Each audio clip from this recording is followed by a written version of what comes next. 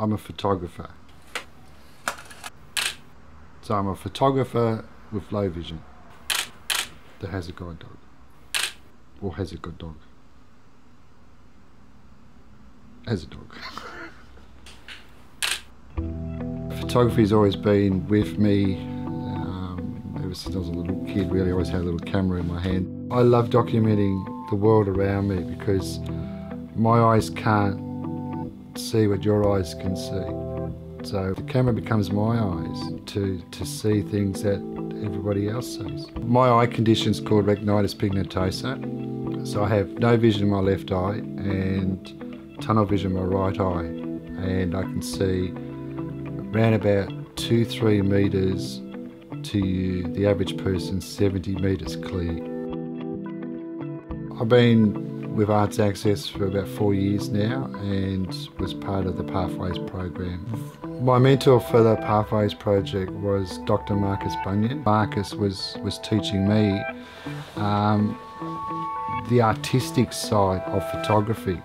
So I'm going from journalistic documentary photography into the artistic side of photography. And out of that, we created Density.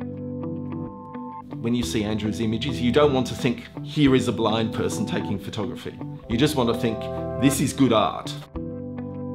We talked about the concept for the exhibition, which was he can see better at night than he can during the day. So we came up with this idea of these kind of liminal spaces, which are fluid spaces. I'd take him to these places that either he'd found or I'd found. For example, Windsor, the skate park ramp out the back of Windsor train station at night. He'd set his camera up, he'd open the back of the camera and he'd go, oh my God, it's like a lunar landscape at night with all these coloured lights and things. You know? Because until he opened that camera lens, he couldn't see what I was seeing. So it was a kind of a symbiotic relationship, yes, okay? We would work together as a team to produce these images, you know?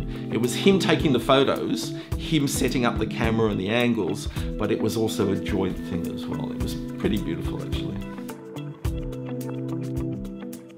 But it's a very enriching experience. I think we had so much fun. It was stressful at times, In the early part of the relationship, working relationship, yeah, I'd sat down and I was like, this is what I can see, this is what I can't see. But I had to keep reinforcing that through the whole journey of the project, because he would forget. You have to be more sensitive. I mean, sometimes I'd say, oh, look at that, Andrew. And he said, I can't see. Couldn't see it. You can't imagine being Andrew with no vision in one eye and 30% tunnel vision in another eye. If you do that for yourself, like this, and you look at the world, you have to understand what he can see and can't see. Now, he fully understands, which is good.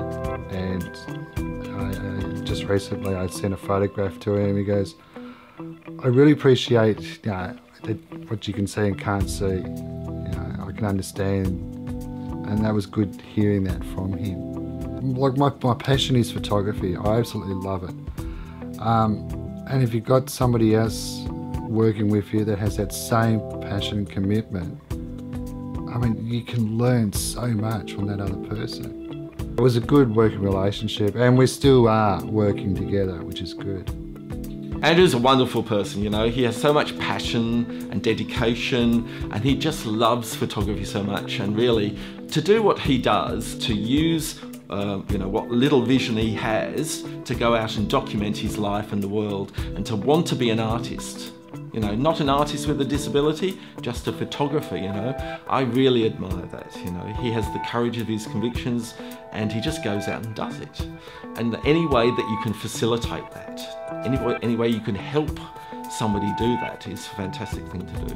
I'd like to be a mentor for other artists. I think it'd be really beneficial for me to give back what I've learned. I think if you've got a passion for whatever artistic path you're going on, and you need a mentor or guidance to move yourself forward to the next level, I think the Pathways program is really, really good and very beneficial.